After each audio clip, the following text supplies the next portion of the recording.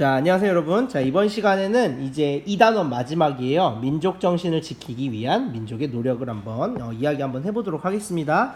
자, 여러분들이 지난 시간에 배운 거 기억하면요, 1920년대에 1919년에 3.1운동이 일어나고, 이제 강압적인 방법으로는 안 되겠다 해서 문화통치라는 걸 했다고 했어요, 일제가. 문화통치가 말 그대로 좋은 건 아니고, 교묘하게 민족을 이간질시키고 얍삽한 방법을 쓰는, 펜을 사용하는 방법을 썼는데, 1930년대가 되면은 이제 본격적으로 이빨을 드러내는 정책을 쓰는데, 1930년대 어떤 말을 쓰냐면 민족 말살 정책을 씁니다. 민족 말살 정책이 뭐냐면은요, 자, 민족의 혼을 뿌리 뽑기 위해서는요, 민족의 혼과 관련된 특히 가장 중요한 학문이 뭐가 있을까 봤더니 일단 국어, 말이었어요. 두 번째가 역사와 종교인데요. 자, 국어부터. 자, 조선의 혼이 살아있는데 조선의 혼을 뿌리 뽑으려면은 먼저 국어부터 없애야 된다 해가지고 어떤 방법으로 했냐? 자, 이런 방법으로 했습니다. 먼저 첫 번째로 한국식 이름으로는 호적을 만들어주지 않고 일본식으로 이름을 바꿔야 된다라고 강제적으로 이름을 바꾸게 했어요. 무슨 말이냐면 이게 바로 창씨 개명이라는 건데요. 예를 들어 김꽃쌤이라고 하는 한국 아이가 있었는데, 너 이제 일본식으로 이름을 바꿔. 그럼 일본식 이름이 좀 미치코, 나미코 이런 이름 있죠.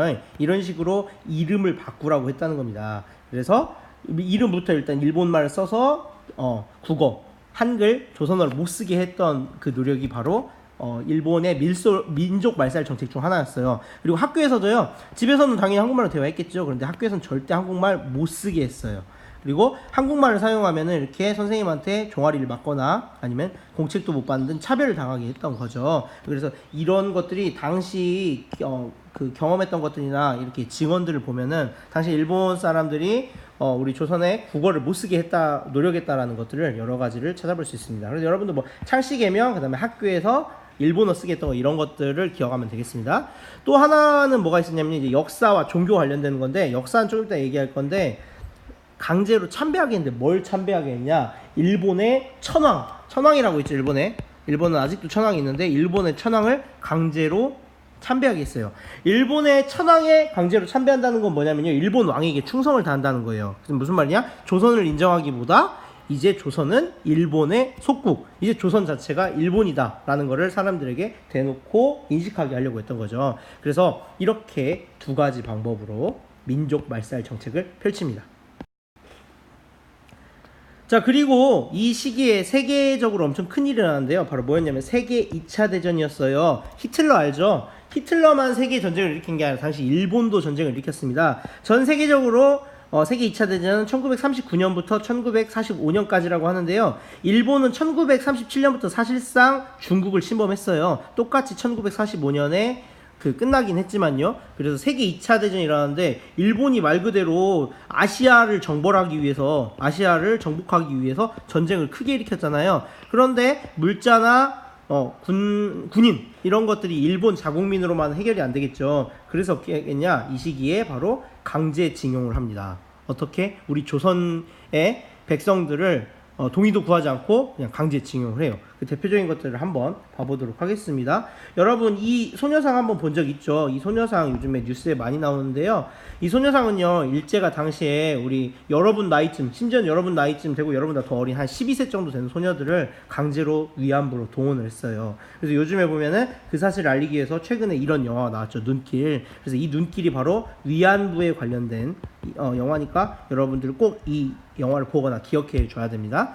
자, 그리고 남자들은 어떻게 되냐? 강제로 징용이 됐어요. 두 가지로 징용이 됐는데, 이것도 이번에 나온 영화인데, 군함도에 보면은요, 일 시키려고 탄광이나 아니면 물자 나르는데 강제로 징용되기도 했고요. 마이웨이라는 영화가 좀 나온 지 됐는데요. 2011년에 나온 영화인데요. 이런 영화를 봐보면은요, 한국인들을 세계 2차 대전에 참전하는 군인으로 강제 징용하는 이런 에피소드들이 영화로 된 건데요. 바로 그런 일들이 실제로 많이 있었습니다. 정리해보자면요, 남자들은 노동에 동원되거나 아니면 군인에 이렇게 강제징용이 됐고요. 여자들은 위안부에 강제징용이 되는 슬픔을 겪게 됩니다.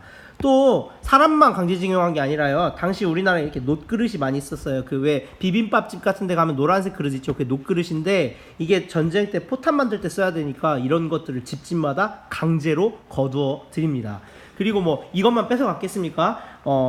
아무래도 이제 뭐 양식이 될 만한 것들, 쌀이나 뭐 감자, 고구마 등 당시 백성들이 먹어야 되는 것들도 다 싸그리 다 뺏어가지고 전쟁에 동원을 했겠죠. 그래서 당시 뭐 사람도 뺏기고 물자도 뺏겨서 조선인들은 굉장히 어려움을 겪게 됩니다. 그리고 엄청나게 많은 비극들을 겪게 돼요.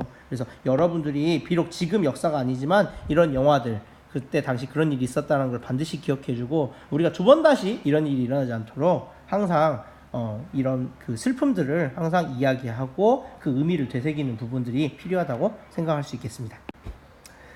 자, 다음은요, 이제 일제가 민족말살 정책을 펼치니까 우리나라 조선의 학자들이 노력을 했어요. 어떤 노력을 했는지 한번 이야기해 보도록 하겠습니다. 아까 민족말살 정치를 보면은요, 국어와 역사 부분에서 민족의 혼을 꺾기 위해서 노력을 했다 그랬잖아요. 자, 당시에 조선어학회, 그러니까 한국말을 연구하는 학자들이 있었겠죠. 대표적인 분들이 어떤 분이었냐면요, 이윤재, 최현배 이런 분들이었는데요. 교과서에 이름 나와 있으니까 이름은 외울 필요가 없습니다. 그래서 이분들은요, 한글을 살리기 위해서 굉장히 많은 노력을 했어요. 그래서 한글을 많은 사람들이 접할 수 있고 쓸 수 있도록 한글 쓰기에 동참했고요. 그리고 국어사전 원고 같은 거 썼는데 일제가 이 국어사전을 빼앗았대요. 그래서 많은 탄압을 당합니다. 국어사전 같은 거 쓰려고 노력을 해가지고 심지어는 감옥에 끌려가 숨을 거두신 분들도 계세요. 하지만 다행히 우리나라가 광복한 이후에는요, 원고의 일부를 다 되찾아서 우리나라 최초의 국어 대사전인 큰 사전이라는 것을 바로 이 조선어학회에서 만듭니다. 그래서 이런 노력, 한글을 지키기 위해서 노력했던 바로 조선어학회 같은 학자들이 있었다라는 걸 여러분 알아두시고요. 자, 일본은요, 우리나라 역사를 왜곡했어요. 역사가 어떤 식으로 왜곡했냐? 우리 민족은 예로부터 다른 민족의 지배를 받았고, 우리 민족은 자기 힘으로는 발전한 능력이 없으며, 그리고 서로 힘을 못 합친다. 그러니까 당연히 일본의 식민 지배를 받아야 된다. 라고 이렇게 우리나라의 역사를 왜곡했어요. 그런데 이때 신채호 선생님께서는 역사 왜곡에 맞서서 을지문덕이나 강감찬, 이순신 장군님 등 나라를 기여한 위인들의 전기문을 썼어요. 그래서 애국심을 계속 유지할 수 있도록 여러 가지 역사를 새롭게 연구했다 이겁니다. 그리고 무엇보다도 고조선과 일제가 가장 왜곡하려고 했던 게 바로 고조선과 고구려였어요. 왜냐하면 오래된 나라, 우리의 그 뿌리이기도 하고요. 고구려는 우리 역사인데 굉장히 힘이 센 나라였잖아요. 그래서 이런 역사책을 새로 써서 우리 역사의 주인은 우리 민족임을 계속해서 강조하신 분이 바로 신채호 선생님이십니다. 그래서 학자들께서는 이렇게 바로 노력을 했다는 거 여러분들이 알아두면 되겠습니다. 이분은 윤동주 시인인데요. 여러분 한 번쯤 이름은 들어봤을 거예요. 유명한 시인도 있고 역시 마찬가지로 책에도 나와 있으면서 영화로도 제작된 분이 바로 윤동주 시인이십니다. 마찬가지로 한국어로 시를 썼고 우리 민족의 그 정신을 시로 남기려고 했다가 많은 탄압을 받고 그리고 일본 감옥에서 숨을 거두세요. 그런데 이 분의 시 같은 걸 보면은요, 바로 독립을 기다리는 그런 의지 그리고 열망들이 드러나는 거죠. 일본은 엄청 싫어했겠죠. 그래서 이런 분들 우리가 기억해 줘야 되는데요. 자, 보니까 어떤 분들은 국어를 지키기 위해서 노력을 하셨고요. 어떤 분들은 역사를 지키기 위해 노력하셨잖아요. 그리고 어떤 분들은 이거를 시를 이용해 가지고 계속해서 우리 조선의 말을 지키려고 노력을 했잖아요. 그럼 여러분들이 이번 시간에 생각해 볼 거는, 만약에 여러분들이 당시에 살고 있던 학자라면요. 자, 학자예요. 안중근 의사처럼 열사분이 아니고 만약에 당신이 여러분이 살고 있던 학자라면 과연 여러분들은 어떤 방법으로 민족 말살 정치에 대항하여 우리 민족의 혼과 어를 지키기 위해 노력했을까? 바로 여러분들이 한번 생각을 해보세요. 그래서 이번 시간에는, 다음 시간에는 여러분들이라면 어떤 방법으로 우리 민족의 국어 또는 역사, 우리 민족의 혼을 지켰을지, 우리 민족의 국어하고 역사가 아니어도 좋아요. 우리가 조선시대에 배웠던 서민문화에 배웠던 판소리나 그림이나 이런 것들도 좋아요. 어떤 방법으로 지켰을지 한번 생각해보고 상상해보고 이야기해보는 시간을 갖도록 하겠습니다. 자, 2단원 동영상 강의 여기까지 하도록 하겠습니다. 자, 2단원 하느라 수고했고요. 다음 시간에 보겠습니다. 다음 시간에 만나요. 빠이빠이.